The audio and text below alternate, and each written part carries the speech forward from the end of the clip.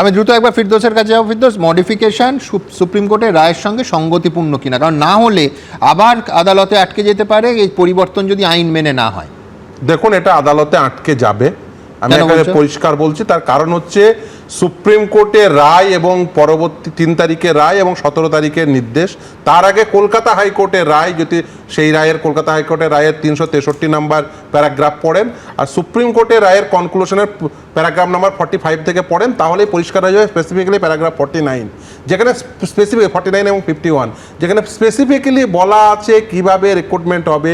যেমন ধরুন কলকাতা হাইকোর্টের রায় 363 নাম্বার প্যারাগ্রাফের 11 নম্বর সাব প্যারা থেকে পড়তে শুরু করুন। দেখুন এখানে বলাই আছে যে ডিক্লেয়ার্ড ভ্যাকেন্সিতে নিয়োগ করতে হবে এবং এসএসসিকে রুল মেনে তাকে নিয়োগ করতে হবে। তারা পলিসি ডিক্লেয়ার করবে, সেই পলিসিটা ওয়েবসাইটে আপলোড করতে হবে। সেখানে কোথাও নতুন করে রুল ফ্রেমিং এর কথা বলা নেই, কিন্তু রাজ্য সরকার রুল ফ্রেমিং কেন করলো এখানে পরিষ্কার হয়ে যাবে যদি নাম্বার ডিভিশনটা একবার দেখেন।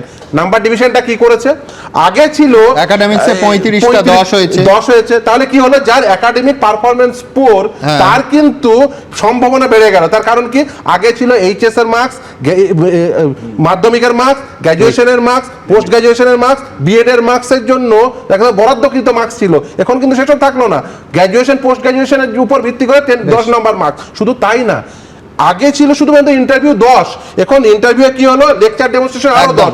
এবং শুধু তাই না, সিবিআই সুপ্রিম কোর্টের সামনে বলেছিল আগে ইন্টারভিউ মার্কস ম্যানিপুলেশন হয়েছে। ভাবুন, আগে 10-এ মার্কস ম্যানিপুলেশন হয়েছে, এখন 20-তে মার্কস ম্যানিপুলেশন হবে। শুধু তাই না, তার সঙ্গে লেকচার ওরাল ঢুকে গেল এবং প্রায়র টিচিং এক্সপেরিয়েন্সের জন্য 10। সুপ্রিম কোর্ট যদি প্রায়র টিচিং এক্সপেরিয়েন্সে 10 দিয়ে যারা শিক্ষক ছিল তাদেরকেই শিক্ষক হিসেবে নিয়োগ করার জন্য যদি বলতো, তাহলে সুপ্রিম কোর্টে নতুন করে নিয়োগের কথাই বলতো না।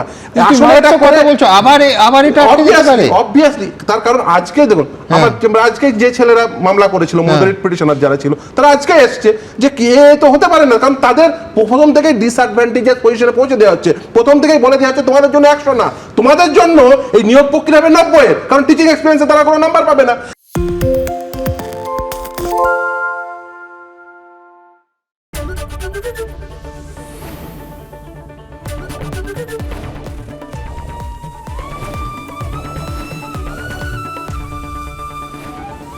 এবিপি আনন্দ, এগিয়ে থাকে, এগিয়ে রাখে।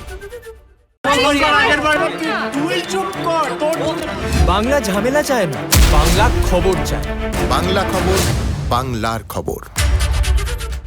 সত্য অন্তহীন, সত্যের খোঁজও তাই, সত্য সন্ধানে তাই আমরা অক্লান্ত, অকুতভয়। এবিপি আনন্দ নতুন ভাবনার প্রতীক, যা মনে মুক্ত, তথ্যে যুক্ত এবং যাবতীয় সীমানার বাঁধন থেকে মুক্ত। সীমা না শব্দটির মধ্যে লুকিয়ে আছে মানা শব্দটি, যেন চোখ রাঙানি এক অদৃশ্য বেড়াজাল, যা আটকে রাখে আমাদের এক ছোট্ট গণ্ডির মধ্যে। একমাত্র সঠিক খবরই গড়ে তুলবে এক মুক্ত সমাজ। সেই জগৎ গড়ার লক্ষ্যে কোনো সীমানার ঠুকুটি আমরা মানব না। এবিপি আনন্দ, এগিয়ে থাকে, এগিয়ে রাখে।